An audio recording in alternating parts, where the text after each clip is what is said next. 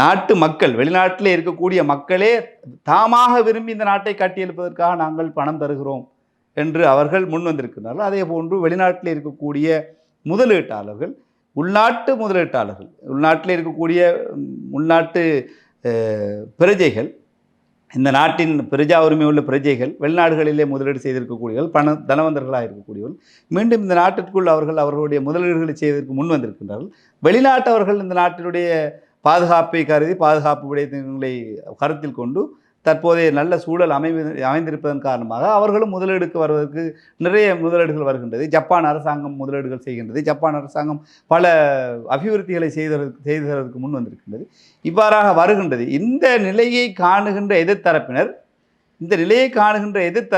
இந்த அரசாங்கத்தை அசைக்க முடியாமல் போய்விடுமோ என்ற ஒரு அச்சத்தின் காரணமாக இவ்வாறான பிழையான, தவறான, மக்களை குழப்புகின்ற கருத்துக்களை அவர்கள் அடிக்கடி சொல்லி வருகின்றனர்.